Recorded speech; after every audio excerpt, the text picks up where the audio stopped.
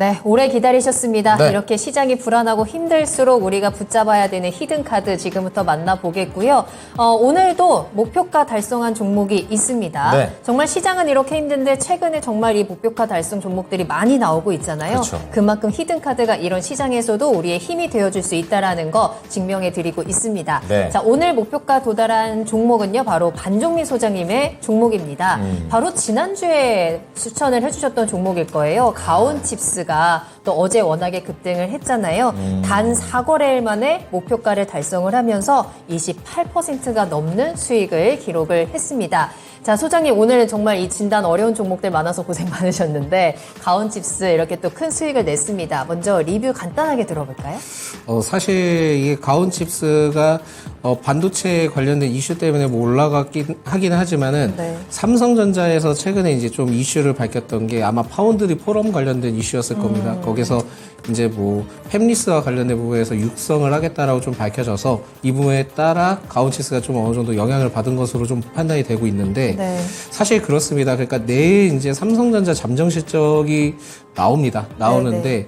그렇게 좋지는 않을 것 같습니다. 그렇지만은 뭐 증권사들처럼 뭐 어느 증권사는 마이너스 8천억 영업 손실 뭐 그리고 영업이익이 뭐 9천억 뭐 이렇게 얘기를 하는데 그걸 떠나서 이제 반도체 업황에 따른 기대감이 우선이기 때문에 네. 가온칩스든 반도체 기업들은 내일 그 관련된 이슈가 나와서 조정이 나온다 하더라도 관심을 계속 가져보시기 바라겠습니다. 네, 좋습니다. 자, 그러면 바로 이어서 이번 주 추천 종목도 만나보겠습니다. 네. 키워드는 어디서 잡을까요, 소장님? 좀 애매하긴 했는데 네. 뷰티주 뷰티주요? 네. 화장품 쪽인가요? 네, 그렇습니다. 지금 이렇게 딱 화장품 하면 떠오르는 종목들 몇 가지 있으실 텐데 모든 종목들이 아주 잘 간다라고는 생각이 들지 않거든요. 어떤 모멘텀 보시는 거예요? 사실 제일 중요한 거는 업황 회복에 대한 기대감도 있죠. 그러니까 업황 회복은 사실상 1분기 때 좀 어느 정도 영향을 미쳤습니다. 네네. 물론 아닌 기업들도 있어요. 네. 아닌 기업들은 있는데 사실 제일 포인트가 되는 것은 1분기 실적에 이어서 2분기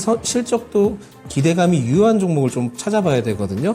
그러니까 결국은 좀 제가 봤을 때 포인트는 미중국 비중국 지역 그러니까 북미나 그쪽에 매출이 좀 증가가 된 기업들이나 네. OEM이나 ODM 관련된 기업들은 좀 중국에 있다 하더라도 성장성이 좀 상당할 것입니다. 네. 그런데 오히려 다르게 중국에서 포인트를 잡고 있는 기업의 경우에도 성장성이 좀 상당할 수 있거든요. 근데 다만 이런 거 이렇게 좀 생각하셔야 될 것 같아요. 그러니까 LG 생활건강부터 그 아모레퍼시픽의 경우에는 상황이 좀 많이 다릅니다.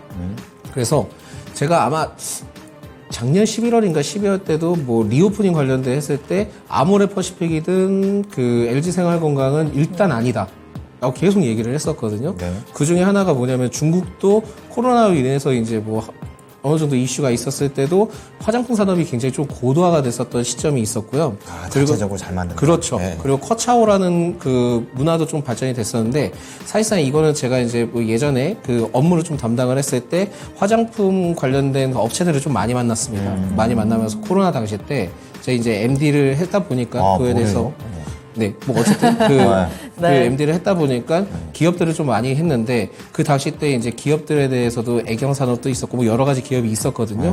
그러면서 하시는 말씀들이 뭐냐면 저 단가 더 내려드릴 수 있어요. 유통만 해주세요. 그러니까 왜 그러시냐 했더니 코로나로 인해서 중국 쪽에 화장품 산업이 더 많이 발전됐고 수출이 잘 안 이루어집니다. 그렇죠. 그래서 중국에서도 화장품이 이렇게 좀 많이 발달이 됐기 때문에 대기업 제품이나 이런 쪽에는 더 이상 메리트가 없는 것 같습니다라고 얘기를 그 당시 때 들었습니다. 그렇군요. 지금은 오히려 상황이 바뀌었을지 모르겠지만 결국은 그런 상황을 봤을 때는 대기업 위주보다는 최근에 수급 현황이든 그 어떻게 보면 실적이 좋은 중소형주 위주로 좀 매수는 유효하다라는 좀 말씀드리겠습니다. 네, 좋습니다. 이렇게 간단한 힌트까지 전해주셨는데 자, 그러면 뷰티 관련주들 어떤 종목 봐야 되는지 후보 종목들 만나보도록 하겠습니다. 6가지 히든카드 들어왔고요. 바로 뒤집겠습니다.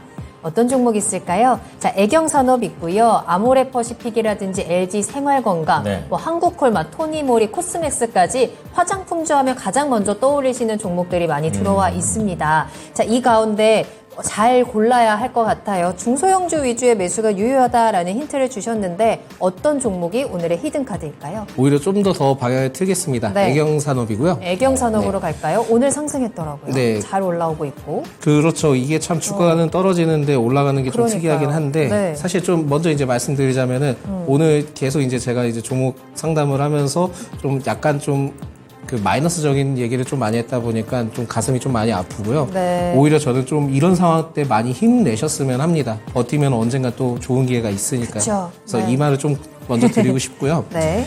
애경 산업에 대해서 제가 포인트를 말씀드리자면 생활용품 화장품 제조업체입니다. 그리고 화장품 주요 브랜드로는 에이지2애니스라고 하는데 이게 예전에 홈쇼핑에서 정말 많이 맞아요. 팔렸었거든요. 그리고 이게 그렇게 유명한 브랜드인지는 저는 예전에 몰랐습니다. 네. 맨날 완판되는 거예요. 그러다 보니까 이제 어느 정도 얘기를 좀 들어보다 보니까 굉장히 좀 상당하더라고요. 그래서 이제 그렇구나라고 했었는데 중국 화장품 매출 쪽의 부분에서 좀 성장 그 전환을 했는데 이 기업이 그 외 아시아 지역 수출 역시 세 자리 수익 성장세를 좀 가능성을 좀 예측을 하고 있습니다. 그러다 보니까 생활용품도 수출 비중이 좀 확대됐기 때문에 2분기 실적을 좀 기대를 해볼 수 있지 않을까라고 좀 판단이 되고 있고 중국에서 그 6.18 쇼핑 축제가 있었나 봅니다. 근데 그 기간 동안 전년 대비 행사 판매액이 22.6% 성장을 했다 합니다. 중국에서도. 네. 그러다 보니까 좀 괜찮을 수 있고. 네. 특이한 점이 있다면은 라이브 커머스 기반으로 신규 디지털 플랫폼인 틱톡이나 콰이쇼 등에서도 전년 대비 37% 성장을 했기 때문에 네. 생각보다 중국에서 지금 탈중국화를 하기 위해 많은 노력을 하는 기업들이 대다수인데 그게 포인트인데 오히려 애경산업은 그쪽에 좀 많이 포커스가 쌓이면서 좋은 흐름들을 좀 가져가고 있더라고요. 그래서 이 기업의 경우에는 제품 포트폴리오나 포트폴리오 다각화나 중국 외 해외 판로도 지금 개척을 좀 계속 하고 있기 때문에 오히려 제가 봤을 때 매수 포인트다라는 말씀 드리겠고요. 네. 특이점이 있다 한다면은 기관의 순매수가 매우 특징적입니다. 그래서 계산을 해보니까 3월부터 기관의 순매수세가 계속 들어오고 있는 상황이고 그 외국인 그 투자가들도 간간히 좀 들어가는 흐름들을 봤을 때는 오히려 실적에 대한 기대감이 좀 상당하지 않을까 해서 애경산업을 좀 주목을 해보자라는 말씀드리겠습니다. 네. 자, 이렇게 긍정적인 전망들이 다가가고 있는 걸까요? 이미 근데 애경산업 주가 좀 올라가고 있는 상황이어서 그쵸. 네. 우리 가격 전략을 잘 짜봐야 될 것 같은데요. 네, 매수가는 26,700원 네. 아래때 좀 보시면 될 것 같고 네. 목표가는 일단 29,500원까지 바라보자 라는 말씀드리겠고요. 손절가는 솔직히 좀 많이 애매했는데 너무 아래쪽으로 많이 잡기는 좀 그렇다 보니까 일단 24,000원 아래로 이탈하는지 확인하자라는 말씀드리겠습니다. 네. 자, 소장님과 함께 이 힘든 시장을 견뎌내 보시길 바라겠습니다. 애경산업으로 그 기회도 꼭 잡아보시길 바랄게요.